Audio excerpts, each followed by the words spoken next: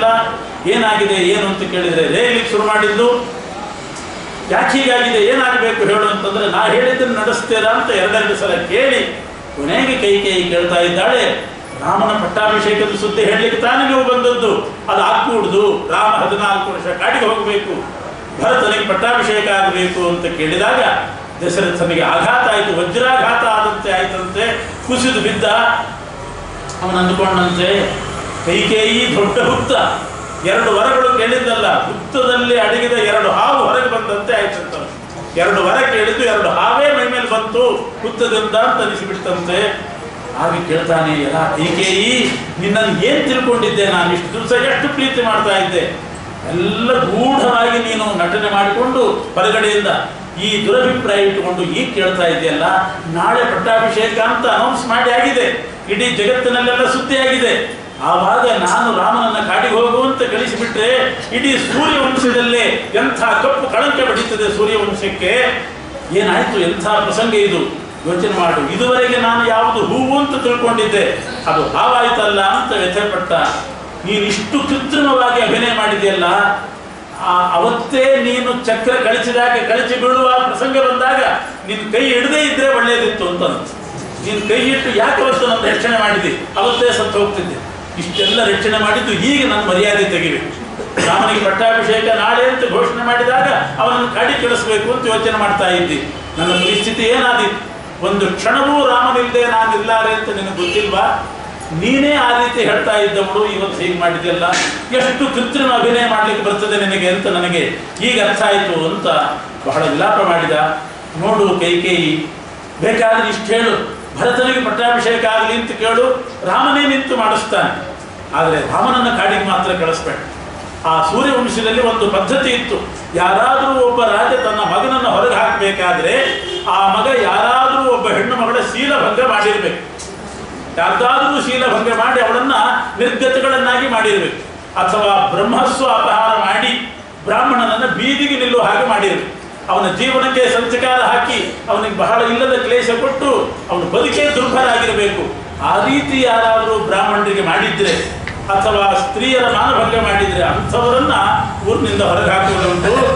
ರಾಮ ಏನು ಮಾಡಿದ, ಅವನನ್ನ ದಂಡಕಾರಣ್ಯಕ್ಕೆ ಕಳಿಸಿದರೆ ಏನಾದೀತು ನೋಡಿ. ಹೆಂಗೆ ಮಾಡಿಬಿಟ್ಲು ಮಂಥರೆ, ಹೊರಗಡೆಯಿಂದ ಕಿವಿ ಊದಿ ಇಷ್ಟು ತಲೆ ಕೆಡಿಸಿ ಇತಿಹಾಸ, ರಾಮಾಯಣದ ಇತಿಹಾಸವೇ ಒಬ್ಬ ದೂತಿಯಿಂದ, ಒಬ್ಬ ದಾಸಿಯಿಂದ ಬದಲಾಗಿದೆ. ಎಂಥ ಕಳಂಕ ಸೂರ್ಯವಂಶದಲ್ಲಿ. ಈಗಲೂ ಹಾಗೆ ಆಗ್ತದೆ. ಇವಳು ಕೈಕೇಯಿ ಮಂಥರೆಗೆ ಅವಳನ್ನು ದಾಸಿ ಅಂತ ಆ ಸ್ಥಾನದಲ್ಲಿ ಇಡದೇನೆ ಅವಳನ್ನು ಗೆಳತಿಯಂತೆ ದೊಡ್ಡ ಸ್ಥಾನ ಕೊಟ್ಟುಬಿಟ್ಟಿದ್ದು. ಜೊತೆಗೇ ಇದ್ದವಳು ದಾಸಿಯಾಗಿ ಅಂತ ಹೇಳಿ ಅವಳನ್ನು ಸ್ವಲ್ಪ ತಲೆ ಮೇಲೆ ಕೂಡಿಸ್ಕೊಂಡ್ಬಿಟ್ಟಿದ್ದು. ಅದಕ್ಕಾದದ್ದು ಈ ಅನರ್ಥ, ಮಂಥರೆಯಿಂದ ಆದ ಅನರ್ಥ. ರಾಮಾಯಣದ ಇತಿಹಾಸವೇ ಬದಲಾಗಬೇಕು. ರಾಮ ರಾಜ್ಯ ಬಿಟ್ಟು ಕಾಡಿಗೆ ಹೋಗುವಂತಹ ಪ್ರಸಂಗ ಬಂತು.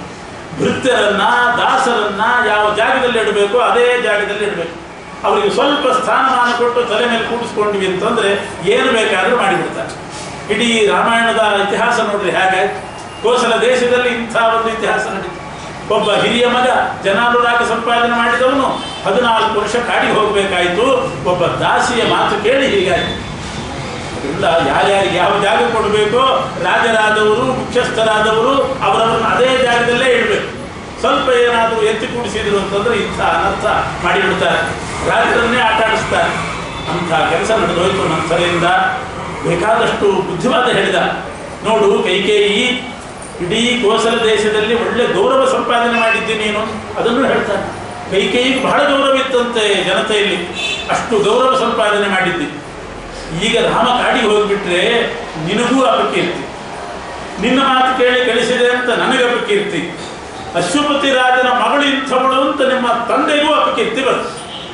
ನೋಡು 3 ಮಂದಿ ಅಪಕೀರ್ತಿ ಕಟ್ಕೊಳ್ಬೇಕಾಗ್ತದೆ, ವಿಚಾರ ಮಾಡು ಅಂತಂದ. ಏನು ಹೇಳಿದ್ರು ಕೇಳಲಿಲ್ಲ. ಕೊನೆ ಕಾಲು ಹಿಡಿತೀನಿ ಅಂತಂದ, ರೇಗಿದ, ಕೂಗಾಡಿದ, ಯಾವುದೂ ಉಪಯೋಗ ಬೀಳಲಿಲ್ಲ ಅಂತಾದಾಗ ಕುಸಿದು ಬಿದ್ದಿದ್ದಾನೆ. ಸುಸ್ತಾಗಿ ಮೂರ್ಛೆ ಬಿದ್ದ ದಶರಥ. ರಾತ್ರಿ ಇಡೀ ಕೈಕೇಯಿ ಮನೆಯಲ್ಲೇ ಕಳೆದಿದ್ದಾನೆ, ಅಲ್ಲೇ ಕುಸಿದು ಬಿದ್ದ. ಮರುದಿವಸ ಬೆಳಗಾಯಿತು. ಸುಮಂತ್ರ ಯಾಕೆ ರಾಜರಿನ್ನೂ ತಯಾರಾಗಿಲ್ಲ ಅಂತ ನೋಡ್ತಾ ಇದ್ದಾನೆ. ಏನೋ ಪರಿಸ್ಥಿತಿ ಗಂಭೀರ ಆಗಿದೆ ಅಂತ ಅರ್ಥ ಆಯಿತು. ಆಮೇಲೆ ಕೈಕೇಯಿನೇ ಬಂದು ಹೇಳ್ತಾಳೆ, ಸುಮಂತ್ರ ರಾಮನನ್ನು ಕರೆಸುವಂತಂದು. ಸುಮಂತ್ರ ಮಂತ್ರಿ ರಾಮನನ್ನು ಕರೆಸಿದ. ರಾಮ ಬಂದು ನೋಡ್ತಾನೆ, ದಶರಥನ ಕಣ್ಣೆಲ್ಲ ಊದ್ಕೊಂಡು ಹೋಗಿತ್ತು. ಹತ್ತು ಕಣ್ಣು ಬಾತ್ ಹೋಗಿತ್ತಂತೆ, ಮುಖ ಎಲ್ಲ ಬಾತಿದೆ, ನಿದ್ದೆ ಇಲ್ಲ. ಬೆಳಗಾಗುವ ಹೊತ್ತಿಗೆ ಒಂದು ರೀತಿ ಮೂರ್ಛೆಯಲ್ಲಿ ನಿದ್ದೆ ಬಂದ ಹಾಗಾಗಿದೆ. ಏನಾಗಿದೆ, ಏನು ಪರಿಸ್ಥಿತಿ ಅಂತ ಕೇಳಿದಾಗ ಕೈಕೇಯಿ ಹೇಳಿದಂತೆ, ಏನಿಲ್ಲ ರಾಮ, ನಿಮ್ಮ ತಂದೆ ಹತ್ತಿರ ನಾನು 2 ವರ ಕೇಳಿದ್ದೀನಿ, ಹಿಂದೊಮ್ಮೆ ಕೊಡ್ತೇನೆ ಅಂತ ಹೇಳಿದ್ರು, ಅದನ್ನು ಈಗ ಕೇಳಿದ್ದೀನಿ. ನೀನು 14 ವರ್ಷ ದಂಡಕಾರಣ್ಯಕ್ಕೆ ಹೋಗಬೇಕು ಅಂತ 1 ವರ, ಭರತನಿಗೆ ಪಟ್ಟಾಭಿಷೇಕ ಆಗಬೇಕು ನನ್ನ ಮಗನಿಗೆ ಅಂತ 2 ವರ ಕೇಳಿದ್ದೀನಿ. ನಿನಗೆ ಹೇಳಿದರೆ ನೀನು ಎಲ್ಲಿ ಹೋಗೋದಿಲ್ಲ ಅಂತ ಏನೋ ಅಂತ ಚಿಂತೆ ಮಾಡಿ 10 ಹಿಂಗಾಗಿದ್ದಾರೆ ನಿಮ್ಮಪ್ಪ ಅಂತ ಹೇಳಿದ. ಎಷ್ಟು ಸುಳ್ಳು ಹೇಳಿದ್ದು ಇವತ್ತು. ಅದಕ್ಕೆ ಆಗ ರಾಮ ಅಂತಾನೆ, ನನ್ನ ಬಗ್ಗೆ ಇಷ್ಟೇ ತಿಳ್ಕೊಂಡ ನಮ್ಮಪ್ಪ, ನಾನು ಹೋಗ್ಲಿಕ್ಕೆ ಸಿದ್ಧನಿದ್ದೀನಿ. ಒಂದೇ ಮಾತು ಹೇಳ್ತಾನೆ, ವನವಾಸೋ ಮಹೋದಯ ಅಂತ. ನನಗೆ ದೊಡ್ಡ ಹಬ್ಬ ವನವಾಸಕ್ಕೆ ಹೋಗೋದು ಅಂದ್ರೆ ಹಬ್ಬ. ಚಿಕ್ಕಮ್ಮ, ನನ್ನ ಪ್ರಕೃತಿ, ನನ್ನ ನೇಚರ್ ಎಂಥದ್ದು ಅಂತಂದ್ರೆ, ವಿದ್ಧಿಮಾಂ ಋಷಿಭಿಸ್ತುಲ್ಯಂ ವಿಮಲಂ ಧರ್ಮಮಾಸ್ಥಿತಂ. ನಾನು ಋಷಿಕುಲದಲ್ಲಿ ಹುಟ್ಟಬೇಕಾದವನು, ತಪ್ಪಿ ಕ್ಷತ್ರಿಯ ಕುಲದಲ್ಲಿ ಹುಟ್ಟಿದ್ದೀನಿ ಅಂತ ಅಂತಾರ. ಋಷಿಕುಲದಲ್ಲಿ ಹುಟ್ಟಬೇಕಾಗಿತ್ತು ನಾನು, ಯಾಕೆ ನನ್ನ ನೇಚರೇ ಅಂತ. ನನಗೆ ಈ ಸಾಫ್ಟ್ ಲಿವಿಂಗ್ ಇದು ಬೇಕಾಗಿಲ್ಲ, ಹಾರ್ಡ್ ಲಿವಿಂಗ್ಗೆ. ನಾನು ಅರಣ್ಯದಲ್ಲಿರೋದು, ಕಾಡಿನಲ್ಲಿರೋದು, ಗೆಡ್ಡೆ ಗೆಣಸು ತಿಂದ್ಕೊಂಡಿರೋದು, ಅದೇ ನನಗೆ ರುಚಿಸ್ತದೆ. ನನಗೆ ಬೇಕಾದ ವರವನ್ನೇ ನೀವು ಕೇಳಿಬಿಟ್ಟಿದ್ದೀರಿ. ನನಗೆ ಬೇಕಾದ್ದೇ ಅದು ವನವಾಸೋ ಮಹೋದಯ. ಈ ಕ್ಷಣಕ್ಕೆ ನಾನು ಹೊರಡಲಿಕ್ಕೆ ಸಿದ್ಧನಿದ್ದೀನಿ. ನಮ್ಮ ತಂದೆಗೆ ಸಮಾಧಾನ ಪಡಿಸ್ರಿ. ಆದರೆ ಚಿಕ್ಕಮ್ಮ, ಒಂದು ತಪ್ಪು ಮಾಡಿದ್ರಿ ನೀವು ಅಂತ. ಏನು ಅಂತಂದ್ರೆ, ಯದ್ ರಾಜಾನಮವೋಚಸ್ತ್ವಂ ಅಮೇಶ್ವರ ತರಾಸತಿ.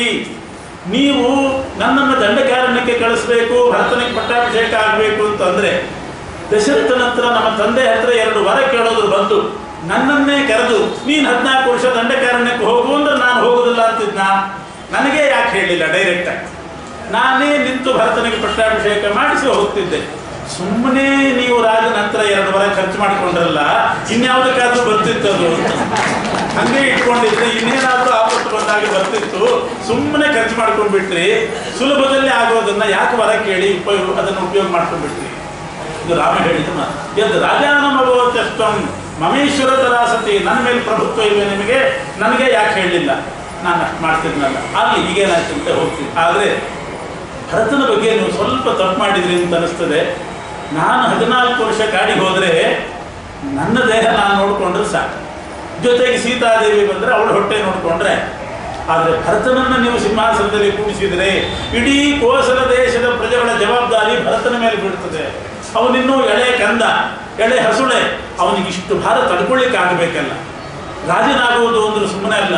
ಯಾರ ಮನೆಯಲ್ಲಿ ಏನಾದರೂ ಒಂದು ಅನಾಹುತ ಆಯಿತು ಅಂತಂದ್ರೆ ಅದಕ್ಕೆ ರಾಜ ಹೊಣೆಗ. ಮಳೆ ಬರಲಿಲ್ಲ, ಅತಿವೃಷ್ಟಿ ಆಯಿತು, ಫ್ಲಡ್ ಬಂತು ಅಂತಂದ್ರೆ ಅದಕ್ಕೆ ರಾಜ ಹೊಣೆಗ. ಅತಿವೃಷ್ಟಿ ಆಯಿತು, ಎಲ್ಲ ಪ್ರಜೆಗಳು ನಾಶ ಆಗಿತ್ತು ಅಂತಂದ್ರೆ ಯಾರು? ಭರತ ಜವಾಬ್ದಾರಿ ಆಗ್ತಾರೆ. ಮುಖ್ಯಸ್ಥರು ಅದಕ್ಕೆ ಕಾರಣ. ರಾಜ ಕಾಲಸ್ಯ ಕಾರಣಂ ಅಂತ. ಕಾಲ ಮುಖ್ಯ ಅಲ್ಲ, ರಾಜ ಕಾಲಸ್ಯ ಕಾರಣಂ. ಕಾಲ ಹೇಗೆ ಇರಲಿ, ರಾಜ ಅವನನ್ನು ಅವಲಂಬಿಸಿ ಕಾಲ ಬದಲಾಗ್ತದೆ. ನೋಡಿ, ರಾಮನೇ ಮುಂದೆ ರಾಜನಾದಾಗ ಎಂಥ ಘಟನೆ ನಡೀತು. ಯಾರೋ ಒಬ್ಬ ಬ್ರಾಹ್ಮಣನ ಬಾಲಕ ಸತ್ತು ಹೋದರೆ ಆ ಬ್ರಾಹ್ಮಣ ರಾಮನ ಮನೆಗೆ ಬಂದು ರಾಮನ ಹತ್ರ ಆಕ್ಷೇಪ ಮಾಡ್ತಾನೆ. ಏನ್ ರಾಜ ನೀನು ಅಂತ ಕೇಳಿದ ರಾಮನನ್ನ. ಏನ್ ರಾಜನಾಗಿದ್ದಿ ನೀನು? ನಾವೆಲ್ಲ ಹಿರಿಯರಿದ್ದಾಗ ನಮ್ಮ ಕಣ್ಣು ಮುಂದೆ ನಮ್ಮ ಮಗ ಸತ್ತು ಹೋಗಿದ್ದಾನೆ, ಇದು ನೀನು ರಾಜನಾದ್ರಿಂದ ಈ ಅನಾಹುತ ನಡೀತು, ನೀನು ಸರಿ ಇಲ್ಲ ಅಂತ ಅರ್ಥ ಅಂತಾನೆ. ಹಾಗಿದೆ ಇಂಥ ಜವಾಬ್ದಾರಿ ಭರತನ ಮೇಲೆ ಬಿಡೋದಿಲ್ವೇ? ಆಮೇಲೆ ರಾಮ ಸುಮ್ಮನಿರಲಿಲ್ಲ. ಹೌದು, ನಾನು ರಾಜನಾಗಿದ್ದಾಗ ಹಿರಿಯರು ಬದುಕಿರುವಾಗ ಕಿರಿಯರು ಸಾಯೋದು ಅಂದ್ರೆ ಏನರ್ಥ? ಎಲ್ಲೋ ಅಧರ್ಮ ನಡೆದಿದೆ, ಅದರಿಂದ ಹೀಗಾಗಿದೆ, ನೋಡಿ ಬರ್ತೇನೆ ಅಂತ ರಾಮ ಎಲ್ಲ ಕಡೆ ತಿರುಗಿದ್ರೆ ಅಲ್ಲಿ ಯಾವನೋ ಒಬ್ಬ ರುದ್ರ ಪದವಿಯನ್ನು ಅಪೇಕ್ಷೆ ಪಟ್ಟು ತಪಸ್ಸು ಮಾಡ್ತಾ ಇದ್ದಾನೆ, ಒಬ್ಬ ಅಸುರ. ಅದರಿಂದ ಈ ಅನರ್ಥ. ಅವನನ್ನು ಕೊಂದು ಆಮೇಲೆ ಆ ಬ್ರಾಹ್ಮಣ ಬಾಲಕನನ್ನು ಬದುಕಿಸಿದಂತೆ ರಾಮ. ಇಷ್ಟು ಜವಾಬ್ದಾರಿ ಇರ್ತದೆ ರಾಜರಾದವರಿಗೆ. ಯಾರ ಮನೆಯಲ್ಲಿ ತಲೆನೋವಾದರೂ ಕೂಡ ಇವರು ಜವಾಬ್ದಾರಿ.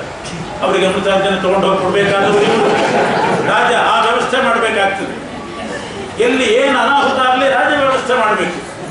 ತೀವ್ರವಾದ ಅನಾರೋಗ್ಯ ಬಂತು ಅಂತಂದ್ರೆ ರಾಜ ಅಲ್ವ ಜವಾಬ್ದಾರಿ, ಅದಕ್ಕೆ ತಕ್ಕ ವ್ಯವಸ್ಥೆ ಮಾಡಬೇಕು. ಮಾಡಲಿಲ್ಲ ಅಂತಂದ್ರೆ ಏನು ರಾಜ? ಮತ್ತೆ ಇದು ಪ್ರಾಕೃತಿಕವಾದ್ದು ತಗೊಳ್ಳಿ.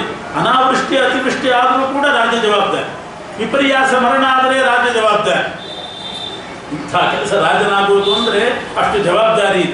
ವನಭುವಿ ತನುಮಾತ್ರ ತ್ರಾಣ ಆಜ್ಞಾಪಿತಮ್ಮೆ. ಸಕಲ ಭುವನ ಭಾರ ಸ್ಥಾಪಿತೋ ವತ್ಸಮೂರ್ಧಿನಿ.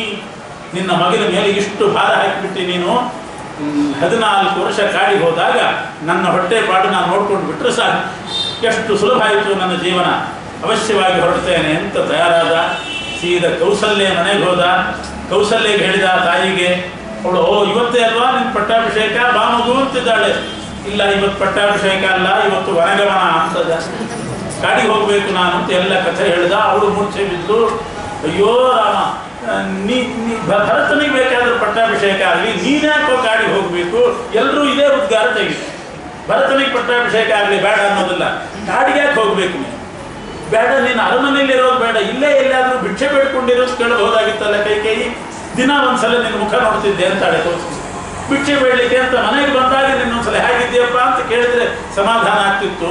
14 ವರ್ಷದ ತನಕ ನಿನ್ನ ಮುಖನೇ ನೋಡ್ಲಿಕ್ಕಿಲ್ವಲ್ಲ, ನಾನು ಬೇರೆ ಒಬ್ಬನೇ ಒಬ್ಬ ಮಗ, ನೀನು ಏಕವತ್ಸಳಾಗಿದ್ದೇನೆ, ನಿನ್ನನ್ನು ಬಿಟ್ಟು ಹೇಗಿರಲಿ ಅಂತ ಅವಳು ವಿಲಾಪ ಮಾಡ್ತಾ ಇದ್ದಾಳೆ. ಕೊನೆಗೆ ಹೇಳಿದಂತೆ, ನಾನು ಬರ್ತೀನಿ ಹಾಗಾದ್ರೆ ನಿನ್ನ ಜೊತೆಗೆ, ನಾವಿಬ್ಬರು ಹೋಗಿಬಿಡೋಣ. ಇಲ್ಲ, ಕೈಕೇಯಿ ಕೇಳಿದ್ದು ನನಗೆ ಮಾತ್ರ ಅಂತ.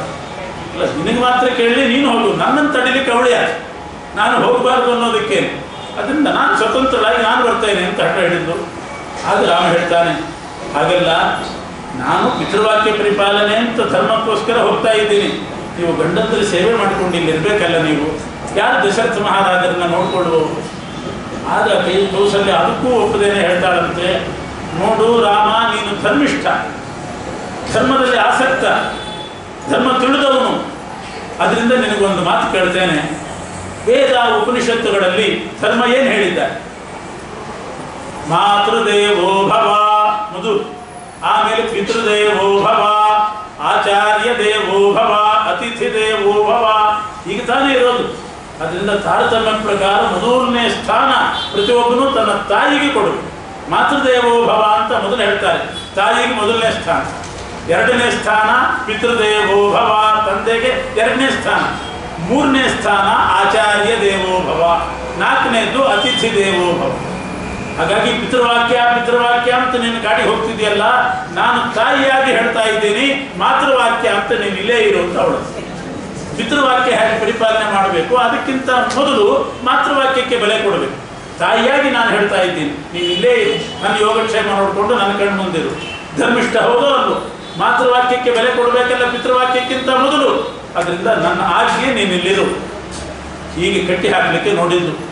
ರಾಮ ಹೇಳ್ತಾನೆ, ಮಕ್ಕಳಿಗೆ ಮಾತೃವಾಕ್ಯ ಪ್ರಥಮ, ಪಿತೃವಾಕ್ಯ ಎರಡನೇದ್ದು.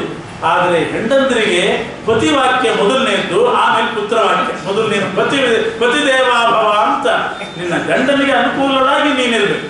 ನಿನ್ನ ಗಂಡ ನಾನು ಕಾಡಿಗೆ ಹೋಗಬೇಕು ಅಂತ ಹೊರ ಇರುವಾಗ ಅದಕ್ಕೆ ವಿರುದ್ಧವಾಗಿ ನೀನು ನನ್ನನ್ನು ಇಲ್ಲಿ ಇಟ್ಕೊಳ್ಳೋದು ನಿನ್ನ ಧರ್ಮಕ್ಕೆ ವಿರುದ್ಧ ಆಗ್ತದೆ. ಅದರಿಂದ ಹಾಗೆ ಮಾಡಬೇಡ ಅಂತಂದಾಗ ಕೌಸಲ್ಯ ಮಾತೇ ನಿಂತು ಹೋಯ್ತು. ನಿನಗೆ ಯಾರು ಉತ್ತರ ಕೊಡ್ತಾರಪ್ಪ, ಇನ್ನೇನು ಮಾಡ್ಲಿಕ್ಕೆ ಸಾಧ್ಯ ಇಲ್ಲ.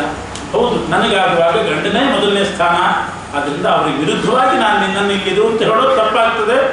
ನೀನು ಹೋಗು, ಕಾಡಿಗೆ ಹೋಗು, ಆದರೆ ಎಲ್ಲ ವನದೇವತೆಗಳು ನಿನ್ನನ್ನು ಸಂರಕ್ಷಣೆ ಮಾಡಲಿ, ಸೂರ್ಯ ಚಂದ್ರರು ರಕ್ಷಣೆ ಮಾಡಲಿ, ದಿಕ್ಪಾಲಕರು ರಕ್ಷಣೆ ಮಾಡಲಿ ಅಂತ ಒಳ್ಳೆ ಆಶೀರ್ವಾದ ಮಾಡಿ ಕಳಿಸಿದಂತೆ. ವಾಲ್ಮೀಕಿ ಋಷಿಗಳು ದೊಡ್ಡ ಮಂಗಳಾಷ್ಟಕವನ್ನೇ ಹೇಳಿದ್ದಾರೆ. ಮಕ್ಕಳನ್ನು ಎಲ್ಲಿಯಾದರೂ ಕಳಿಸುವಾಗ ಏನು ಆಶೀರ್ವಾದ ಮಾಡಬೇಕು ಅಂತ ವಾಲ್ಮೀಕಿ ರಾಮಾಯಣ ತೋರಿಸ್ತಾರೆ. ಈಗ ಆಶೀರ್ವಾದ ಮಾಡೋ ಪದ್ಧತಿ ಹೋಗಿದೆ, ಟಾಟಾ ಬೈ ಬೈ ಅಂದ್ಬಿಡ್ತಾರೆ, ಬಾಯ್ ಅಂತಾರೆ. ಆದರೆ ರಾಮಾಯಣ ನೋಡಬೇಕು. ಹೋಗುವಾಗ ಹೊರಗೋಗುವಾಗ ಎಲ್ಲ ವನದೇವತೆಗಳು, ಆ ಭೂದೇವಿ, ಸೂರ್ಯ ಚಂದ್ರರು, ಆಕಾಶಾಭಿಮಾನಿ ದೇವತೆ ಇವರೆಲ್ಲ ನನಗೆ ಸಂರಕ್ಷಣೆ ಕೊಡಲಿ ಅಂತ ಹೇಳಿ ಬಿಳಿ ಸಾಸಿವೆಯಿಂದ ದೃಷ್ಟಿ ತೆಗೆದು ದೃಷ್ಟಿ ಪರಿಹಾರ ಮಾಡಿ ಸಕಲಾನಿಷ್ಟ ನಿವಾರಣೆ ಆಗಲಿ ಅಂತ ರಾಮನನ್ನ ಅನಿವಾರ್ಯವಾಗಿ ಕೌಸಲ್ಯ ಕೊಟ್ಟು ಕಳಿಸಿದ್ದು. ರಾಮ ಒಂದಂತೂ ಗೆದ್ದೆ ಅಂತ ಅಂದ್ಕೊಂಡ. ಲಕ್ಷ್ಮಣ ಆರ್ಭಟ ಮಾಡ್ಲಿಕ್ಕೆ ಶುರು ಮಾಡಿದ. ನಮ್ಮಪ್ಪನಿಗೆ ಬುದ್ಧಿ ಇಲ್ಲ, ನಾನು ಯುದ್ಧ ಮಾಡಿ ನಮ್ಮಪ್ಪನ್ನ ಕೆಳಗೆ ಹಾಕಿ ನಿನ್ನನ್ನು ನಾನು ಕೂಡಿಸ್ತೇನೆ ಅಂತ ಬಂದ. ನೋಡು, ಅದೆಲ್ಲ ಮಾಡಬೇಡ, ದೇವರ ಚಿತ್ತ ಏನಿದೆಯೋ ಅಂತಾನೆ ರಾಮ. ನಾನು ಕಾಡಿಗೆ ಹೋಗೋದ್ರಲ್ಲಿ ಏನೋ ಒಂದು ಮಹತ್ ಕಾರ್ಯ ಮುಂದೆ ಸಾಧನೆ ಆಗೋದಿರ್ತದೆ, ಅದಕ್ಕೆ ಹೀಗೆಲ್ಲ ನಡೆದಿದೆ, ಅದಕ್ಕೆ ಅಡ್ಡಿ ಮಾಡಬೇಡ ನೀನು. ಏನೋ ಭಗವತ್ ಸಂಕಲ್ಪ ಇರ್ತದೆ, ದೈವ ಸಂಕಲ್ಪ, ಅದಕ್ಕೆಲ್ಲರೂ ತಲೆ ಬಾಗಬೇಕು ಅಂತ ಹೇಳಿ ಲಕ್ಷ್ಮಣನನ್ನು ಒಪ್ಪಿಸಿದ. ಒಪ್ಪಿಸುವಾಗಿ ಹೇಳಿದಂತೆ ಲಕ್ಷ್ಮಣ, ನೋಡು, ನಾನು ಈಗ ಬಿಲ್ಲು ಬಾಣೆ ಹಿಡ್ಕೊಂಡು ದಶರಥನ ಮೇಲೆ, ನಮ್ಮ ಅಪ್ಪನ ಮೇಲೆ ಯುದ್ಧಕ್ಕೆ ಹೋಗೋದು ನಿಶ್ಚಿತ. ನೀನು ಬೇಡ ಅಂತಿದ್ದಿ ಬಿಡ್ತೀನಿ, ಅವನ ಮೇಲೆ ಏನು ಮಾಡೋದಿಲ್ಲ, ಆದ್ರೆ ನೀನು ನನ್ನ ಕರ್ಕೊಂಡು ಹೋಗ್ಬೇಕು. ನಾನು ಕರ್ಕೊಂಡು ಹೋದ್ರೆ ನಾನು ಸುಮ್ಮನೆ ಇರ್ತೀನಿ, ಇಲ್ಲಿದ್ರಿಲ್ಲ ಮೊದಲು ಬಾ ಅಂತ. ಯಾಕೆ ಕೆಲವರು ನನ್ನ ಜೊತೆ ಕರ್ಕೊಂಡು ಹೋಗ್ಬೇಕು, ಹಂಗೆ ಬಿಟ್ಟರೆ ಓಡಾಡಿಸ್ತಾರೆ ಇದ್ದವ್ರನ್ನೆಲ್ಲ. ಅದಕ್ಕೆ ದಶರಥನ ಬಿಡಿಸ್ತಾನೆ ಅಂತ ಹೇಳಿ ಜೊತೆ ಕರ್ಕೊಂಡು ಹೋಗೋದೇ ಒಳ್ಳೆಯದು. ಇಲ್ಲದೆ ಇದ್ರೆ 14 ವರ್ಷ ಲಕ್ಷ್ಮಣ ಏನು ಮಾಡ್ತಾನೋ ಏನೋ ಹಬ್ಬಕ್ಕೆ. ಕೆಲವ್ರನ್ನ ಯಾವಾಗಲೂ ಹಾಗೆ ಅವ್ರು ಸ್ವಲ್ಪ ಸ್ವಭಾವ ತೀಕ್ಷ್ಣ ಇದೆ ಅಂದರೆ ಜೊತೆಗೆ ಇಟ್ಕೊಂಡಿರೋದೇ ಒಳ್ಳೆಯದು. ಅದರಿಂದ ಲಕ್ಷ್ಮಣ ನೀ ನನ್ನ ಜೊತೆಗೆ ಬಂದುಬಿಡು ಅಂತಂತಾನೆ. ಯಾಕೆ ನೀನು ಬಿಟ್ಟು ಹೋದ್ರೆ ನೀ ಏನು ಮಾಡ್ತೀಯೋ ಏನೋ ಅಂತ ದಶರಥನಿಗೆ. ನನ್ನ ಜೊತೆಗೆ ಇದು ಒಳ್ಳೇದು, ಬಂದುಬಿಡು. ಆದರೆ ನಿಮ್ಮ ಅಮ್ಮನೂ ಒಂದು ಮಾತು ಕೇಳು ಅಂತಂದು. ಅಮ್ಮನ ಒಂದು ಮಾತು ಕೇಳಿ ಬಂದುಬಿಡು, ಅವಳು ಅನುಮತಿ ಕೊಟ್ಟರೆ ಬಾ ಅಂತಂದಾಗ ಹೋಗಿ ಮೊದಲು ಇವನು ಅಮ್ಮನ ಹತ್ರ ಹೋಗಲಿಲ್ಲಂತೆ ಲಕ್ಷ್ಮಣ. ಮೊದಲು ದೇವಾಲಯಕ್ಕೆ ಹೋಗಿ ದೇವರ ಮುಂದೊಂದು ತೆಂಗಿನಕಾಯಿ ಇಟ್ಟು ಹರಕೆ ಹೊತ್ತಂತೆ. ಸ್ವಾಮಿ ನಮ್ಮಮ್ಮ ಅನುಮತಿ ಕೊಡೋ ಹಾಗೆ ಮಾಡು ಅಂತ ಕೇಳಿ, ಅಮ್ಮ ನನ್ನ ಕಾಡಿಗೆ ಹೋಗ್ಲಿಕ್ಕೆ ಅನುಮತಿ ಕೊಡಲಿ ಅಂತ ಹರಕೆ ಹೊತ್ತುಕೊಂಡು ಆಮೇಲೆ ತಾಯಿ ಹತ್ರ ಬಂದ. ಒಂದು ಬಹಳ ವಿನಯದಿಂದ ಎಲ್ಲಿ ಬೈತಾಳೋ ಅಂತ ಹೆದರಿಕೆ. ಅವನು ಹೋಗ್ಲಿ ಕಾಡಿಗೆ, ನಿನ್ಗೇನು ಗ್ರಹಚಾರ ಕೆಟ್ಟಿದ್ಯೋ, ನೀನ್ಯಾಕೆ ಹೋಗ್ತೀಯ ಅಂತ ಅಂದ್ಬಿಟ್ರೆ ಏನು ಮಾಡೋದು. ಅದಕ್ಕೆ ಬಹಳ ವಿನೀತನಾಗಿ ನೈಸ್ ಮಾಡಿ ಕೇಳ್ತಾನಂತೆ, ರಾಮ ಕಾಡಿಗೆ ಹೋಗ್ತಾ ಇದ್ದಾನಲ್ಲಮ್ಮ, ಒಬ್ಬನೇ ಆಗ್ತಾನೆ ಪಾಪ, 14 ವರ್ಷ ಹೇಗಿರಬೇಕು ಕಾಡಿನಲ್ಲಿ, ಏನಾದರೂ ತೊಂದರೆ ಬರಲಿ ಮಾಡಲಿ, ಕೊನೆಗೆ ಒಂದು ಹರಟೆ ಹೊಡಿಲಿಕ್ಕಾದರೂ ಒಬ್ಬರು ಬೇಡವಾ ಜೊತೆಗೆ, ಬೋರ್ ಹೊಡಿತದೆ 14 ವರ್ಷ. ಆದ್ದರಿಂದ ಈ ಸಂದರ್ಭದಲ್ಲಿ ನಾವು ಜೊತೆಗೆ ಇದ್ದಿದ್ರೆ ಹೇಗೆ, ಅಧಿಕಾರ ಇದ್ದಾಗ ಎಲ್ಲರೂ ಬಂದೇ ಬಿಡ್ತಾರೆ, ಉಂಟಾದ ಕಾಲಕ್ಕೆ ನೆಂಟರು ಇಷ್ಟರು ಎಲ್ಲರೂ ಸುತ್ತ ಬರೋರೆ, ಏನು ಇಲ್ಲ ಅಂತಾದಾಗ ಗೊಂಡು ತಿರುಗಿಸ್ಕೊಂಡು ಹೋಗ್ತಾರೆ. ಅದರಿಂದ ಈ ಸಂದರ್ಭದಲ್ಲಿ ನಾನು ಬಿಟ್ಟರೆ ಚೆನ್ನಾಗಿರೋದಿಲ್ಲ, ನೀನು ಅನುಮತಿ ಕೊಟ್ಟರೆ ನಾನು ರಾಮನ ಜೊತೆಗೆ ಹೋಗ್ತೇನೆ ಅಂತಂದಾಗ ಸುಮಿತ್ರೆ ಹೇಳಿದ್ದಂತೆ, ಲಕ್ಷ್ಮಣ ನೀನಾಗಿ ಬಂದು ಕೇಳ್ತಿದ್ದಿ ಸರಿ ಹೋಯ್ತು, ಇಲ್ಲದಿದ್ರೆ ನಾನೇ ನಿನ್ನ ಹೇಳಿ ಕಳಿಸ್ಬೇಕು ಅಂತಿದ್ದೆ ಅಂತಾಳ. ಬಹಳ ಪ್ರಶಂಸೆ ಮಾಡ್ತಾರೆ ವಾಲ್ಮೀಕಿ ಋಷಿಗಳು. ಅವಳು ಹೇಳಿದಂತೆ, ಲಕ್ಷ್ಮಣ ನಾನು ನಿನ್ನನ್ನು ಹಡೆದದ್ದೇ ವನವಾಸಕ್ಕೋಸ್ಕರ ಅಂದ್ಬಿಟ್ಟು, ಸೃಷ್ಟಸ್ವಂ ವನವಾಸಾಯ, ರಾಮನ ಸೇವೆಗೆ ನಿನ್ನನ್ನು ಹಡೆದಿದ್ದೀನಿ, ನೀನು ಇಲ್ಲಿರ್ಬೇಕು ಅಂತೆಲ್ಲ ನೀನಾಗಿ ಬಂದು ಕೇಳ್ತಿದ್ದಿ, ಬಹಳ ಒಳ್ಳೆ ಕೆಲಸ ಮಾಡಿದ್ದಿ, ಮೊದಲು ಹೊರಡು ರಾಮನ ಸೇವೆ ಮಾಡ್ಕೊಂಡಿರು. ಆದರೆ ಊರ್ಮಿಳೆಯ ಜೊತೆ ಕರ್ಕೊಂಡು ಹೋಗಬೇಡ ಅಂತಂತವಳು. ಊರ್ಮಿಳೆಯ ಜೊತೆ ಕರ್ಕೊಂಡು ಹೋದರೆ ರಾಮನ ಸೇವೆ ಅಷ್ಟಾಗಿ ಆಗ್ಲಿಕ್ಕಿಲ್ಲ. ರಾಮನ ಸೇವೆ ಚೆನ್ನಾಗಿ ನಡೀಬೇಕು ಅಂತಂದ್ರೆ ಊರ್ಮಿಳೆಯನ್ನು ಬಿಟ್ಟು ಹೋಗೋದೇ ಒಳ್ಳೆಯದು. ಇವನು ಹಾಗೆ ಮಾಡಿದ್ದಂತೆ. ಹೌದು, ಊರ್ಮಿಳೆಯನ್ನು ಕರ್ಕೊಂಡು ಹೋದ್ರೆ ತಂದ್ಕೊಡ್ರಿ ಅಂತ ಓಡಿಸ್ತಾ ಇದ್ರೆ ರಾಮನ ಸೇವೆ ಯಾವಾಗ ಮಾಡಬೇಕು ಅಂತ ಹೇಳಿ ಊರ್ಮಿಳೆಯನ್ನು ಬಿಟ್ಟು ಹೋದ. ಅವಳು ಕೂಡ ತ್ಯಾಗಕ್ಕೆ ಸಿದ್ಧಳಾದ್ದು. ಊರ್ಮಿಳೆಯು ಕೂಡ ಆಯಿತು, ನೀವು 14 ವರ್ಷ ಹೋಗ್ಬರ್ರಿ, ನಾನು ಅತ್ತೆ ಅಂದ್ರೆ ಸೇವೆ ಮಾಡ್ಕೊಂಡಿರ್ತೀನಿ ಅಂತ ಅವಳು ಒಪ್ಪಿದ್ರು. ಆಮೇಲೆ ಲಕ್ಷ್ಮಣ ಹೊರಟಾಗ ಸುಮಿತ್ರೆ ಮತ್ತೆ ಕರೆದು ಒಂದು ಕಿವಿ ಮಾತು ಹೇಳಿದಂತೆ. ಇದು ವಾಲ್ಮೀಕಿ ರಾಮಾಯಣದ ಶ್ಲೋಕ, ಜಗತ್ ಪ್ರಸಿದ್ಧವಾದ ಶ್ಲೋಕ. ಸುಮಿತ್ರೆ ಹೇಳ್ತಿದ್ದಾಳೆ, ಲಕ್ಷ್ಮಣ ರಾಮನ ಸೇವೆಗೆ ಅಂತ ಜೊತೆಗೆ ಹೋಗ್ತಾ ಇದ್ದಿ, ನಿನಗೂ ರಾಮನಿಗೂ ಹೆಚ್ಚೇನೂ ಅಂತರ ಇಲ್ಲ, ಇಬ್ಬರು ಹೆಚ್ಚು ಕಡಿಮೆ 1 ವರ್ಷ ವ್ಯತ್ಯಾಸ ಅಷ್ಟೇನೆ, ಹತ್ತಿರದವರು. ಅದರಿಂದ ಏನಾದರೂ ಭಿನ್ನಾಭಿಪ್ರಾಯ ಬಂದು 14 ವರ್ಷ ನಿಮ್ಮ ನಡವಳಿಕೆಯಲ್ಲಿ ಏನಾದರೂ ವ್ಯತ್ಯಾಸ ಬಂದು ರಾಮನ ಜೊತೆಗೆ ಜಗಳಾಡಬೇಡ, ಹಠ ಮಾಡಬೇಡ. ರಾಮ ಏನು ಹೇಳ್ತಾನೋ ಅದರಂತೆ ಕೇಳ್ಕೊಂಡು, ಅವನು ಎಲ್ಲಿ ಹೋಗೋಣ ಅಂತಾನೆ ಅಲ್ಲಿ ಹೋಗು, ಯಾವ ನದಿಗೆ ಹೋಗೋಣ ಅಂತಾನೆ ಅಲ್ಲಿ ಹೋಗು, ನಿಂದೇ ಹಠ ಸಾಧಿಸಿ ಜಗಳ ತೆಗಿಬೇಡ, ಜಗಳಾಡಬೇಡ. ರಾಮಂ ದಶರಥಂ ವಿಧಿ, ನಿಮ್ಮ ತಂದೆಗೆ ಕೊಟ್ಟಂಥ ಗೌರವವನ್ನು ರಾಮನಿಗೆ ಕೊಡು. ದಶರಥ ಅಂತಲೇ ತಿಳ್ಕೊ. ಮಾಂ ವಿಧಿ ಜನಕ ಆತ್ಮಜಾಂ, ಆ ಸೀತೆಯನ್ನು ನಾನು ಅಂತ ತಿಳ್ಕೊ. ಅಯೋಧ್ಯಾಂ ಅಟವೀಂ ವಿಧಿ, ಆ ಅಡವಿಯನ್ನ ಅಯೋಧ್ಯೆ ಅಂತ ತಿಳ್ಕೊ. ಗಚ್ಚತಾತ ಯಥಾ ಸುಖಂ, ರಾಮನ ಸುಖಕ್ಕೆ ಸ್ವಲ್ಪವೂ ಚ್ಯುತಿ ಬರದಂತೆ ನೀನು ಅಲ್ಲಿ ಇರಬೇಕು, ಕಾಡಿನಲ್ಲಿರುವಾಗ ಹಾಗಿರಬೇಕು. ಅನೇಕ ಅರ್ಥ ಈ ಶ್ಲೋಕಕ್ಕೆ. ರಾಮಂ ದಶರಥಂ ವಿಧಿ, ಈಗೇನೋ ಉತ್ಸಾಹದಿಂದ ರಾಮನ ಸೇವೆಗೆ ಅಂತ ಹೊರಡ್ತಿ, ಅಲ್ಲೇನಾದರೂ ನಿಮ್ಮ ಅಪ್ಪನ ನೆನಪಾದರೆ ಕಣ್ಣೀರು ಹಾಕ್ತಾ ಮುಖ ಸಣ್ಣದು ಮಾಡ್ಕೊಂಡು ಕೂಡೋದು. ರಾಮ ಬಂದು ವಿಚಾರಿಸ್ತಾನೆ, ಯಾಕೋ ಒಂದು ಥರ ಇದೆಯಲ್ಲ ಅಂತಂದರೆ ಅಪ್ಪನ ನೆನಪಾಗ್ತಾ ಇದೆ ಅಂತ ಅನ್ನೋದು. ಅಯ್ಯೋ ಪಾಪ ನನ್ನ ಜೊತೆಗೆ ಬಂದು ಇವನು ಕಷ್ಟಪಡ್ತಿದ್ದಾನೆ ಅವನು ಕಷ್ಟಪಡೋದು, ಹೀಗೆಲ್ಲ ಆಗಬಾರ್ದು. ಅದರಿಂದ ನಿಮ್ಮಪ್ಪನ ನೆನಪಾದರೆ ರಾಮನೇ ನಿಮ್ಮಪ್ಪ ಅಂತ ತಿಳು. ದಶರಥನನ್ನು ಸಂಪೂರ್ಣ ಮರ್ತು ಬಿಡು. ಯಾಕೆ ರಾಮನ ಸೇವೆಗೆ ಅಂತ ಹೋಗ್ತಾ ಇದ್ದಿ. ದಶರಥನನ್ನೇ ನಿಮ್ಮಪ್ಪನನ್ನೇ ಯೋಚನೆ ಮಾಡ್ತಾ ಕೂತ್ರೆ ಅಲ್ಲಿ ಸೇವೆ ಚೆನ್ನಾಗಿ ನಡೆಯೋದಿಲ್ಲ. ಆದ್ದರಿಂದ ರಾಮಂ ದಶರಥಂ ವಿಧಿ, ರಾಮನನ್ನೇ ನಿಮ್ಮ ತಂದೆ ಅಂತ ಭಾವಿಸು. ನನ್ನನ್ನು ಮರೆತು ಬಿಡು ಅಂತಾಳೆ. ನನ್ನನ್ನು ಹೆಚ್ಚು ನೆನಪು ಮಾಡಿಕೊಂಡು ಈ ಕಡೆ ಬರಬೇಕು ಅಂತ ಕೂಡಬೇಡ. ಮಾಂ ವಿಧಿ ಜನಕಾತ್ಮಜಾಂ, ಸೀತಾದೇವಿ ನಿನ್ನ ಅತ್ತಿಗೆಯನ್ನೇ ನಾನು ಅಂತ ತಿಳ್ಕೊಂಡು ಬಿಡು. ಊರು ನೆನಪಾದರೆ, ಅಯೋಧ್ಯೆ ಅಂತ ಏನಾದರೂ ನೆನಪಾದರೆ, ಅಯೋಧ್ಯಾಂ ಅಟವೀಂ ವಿದ್ಧಿ, ಆ ದಂಡಕಾರಣ್ಯವನ್ನೇ ಅಡವಿಯನ್ನೇ ಅಯೋಧ್ಯ ಅಂತ ತಿಳ್ಕೊ. ಗಚ್ಚತಾದ ಯಥಾ ಸುಖಂ. ಆದರೆ ಒಂದು ಸಲವೂ ಕೂಡ ನೀನು ಮುಖ ಸಣ್ಣದು ಮಾಡಿಕೊಂಡು ಚಿಂತಾಕ್ರಾಂತನಾಗಿ ಬೇಜಾರಿನಿಂದ ಇರಬಾರ್ದು. ಯಾವಾಗಲೂ ಜೊತೆಗಿದ್ದವರು ಲವಲವಿಕೆಯಿಂದ ಉತ್ಸಾಹದಿಂದ ಇದ್ದರೆ ಆವಾಗ ಚೆನ್ನಾಗಿರುತ್ತೆ. ಜೊತೆಗಿದ್ದವರು ಯಾವಾಗಲೂ ಗೋಡೋ ಅಂತ ಅಳುಮುಖ ಮಾಡಿಕೊಂಡಿದ್ರೆ ಅವನ್ನ ಇಟ್ಕೊಂಡು ಏನು ಕೆಲಸ ಮಾಡ್ಲಿಕ್ಕಾಗುತ್ತೆ? ಉತ್ಸಾಹಭರಿತರಾಗಿರ್ಬೇಕು. ಅದರಿಂದ ನೀನು ರಾಮನ ಜೊತೆಗೆ ಅಂತ ಹೋದವನು ಉತ್ಸಾಹಭರಿತನಾಗಿರ್ಬೇಕು. ಯಾವಾಗಲೂ ಮುಖ ಸಣ್ಣದು ಮಾಡಿಕೊಂಡು ಊಟಕ್ಕೆ ಬಾರ ಅಂದ್ರೆ ಹಸಿವೆ ಇಲ್ಲ ಅಂದ್ಬಿಡೋದು, ತಿಂಡಿ ತಿಂತೀಯ ಯಾಕೋ ರುಚಿ ಇಲ್ಲ ಅನ್ನೋದು, ನಾಲಿಗೆ ರುಚಿ ಇಲ್ಲ ಅನ್ನೋದು, ಹುಷಾರಿಲ್ಲ ಅನ್ನೋದು, ತಲೆನೋವು ಅನ್ನೋದು ಮಲ್ಕೊಳ್ಳೋದು ಅರ್ಥ ಆಗ್ತದೆ. ಇಂಥವ್ರನ್ನ ಕಟ್ಕೊಂಡು ಜೊತೆಗೆ ಇರೋದು ಬಹಳ ಕಷ್ಟ. ಇರೋರಿಗೆ ಕಷ್ಟ. ಚೆನ್ನಾಗಿದ್ರು ಉತ್ಸಾಹದಿಂದ ಇವ್ರಿಗೂ ಸರಿ ಇರ್ತದೆ. ಯಾವಾಗ ನೋಡಿದ್ರು ಅವಳು ಮುಖ ಮಾಡಿಕೊಂಡು ಮುಖ ಗಂಟು ಹಾಕೊಂಡಿದ್ರೆ ಯಾಕಾದ್ರೂ ಜೊತೆಗೆ ಇಟ್ಕೊಂಡಿದ್ದೇವಪ್ಪ ಅನಿಸಿಬಿಡ್ತದೆ. ಅದರಿಂದ ಸುಮಿತ್ರ ಹೇಳ್ತಿದ್ದಾಳೆ, 14 ವರ್ಷ ರಾಮನ ಜೊತೆಗಿರುವಾಗ ಲವಲವಿಕೆಯಿಂದ ಉತ್ಸಾಹಭರಿತನಾಗಿರ್ಬೇಕು. ಅಮ್ಮನ ನೆನಪಾದ್ರೆ ಸೀತೆಯನ್ನೇ ಅಮ್ಮ ಅಂತ ತಿಳ್ಕು. ಅಪ್ಪನ ನೆನಪಾದ್ರೆ ನಿನಗೆ ಅಣ್ಣನೇ ಅಪ್ಪ. ಊರು ನೆನಪಾದ್ರೆ ಅಡವಿಯೇ ಅಯೋಧ್ಯ ಅಂತ ತಿಳ್ಕು. ಇನ್ನೊಂದು ಅರ್ಥ ಇದೆ ಇದೇ ಶ್ಲೋಕಕ್ಕೆ, ಬಹಳ ಅರ್ಥ ಮಾಡಿದ್ದಾರೆ.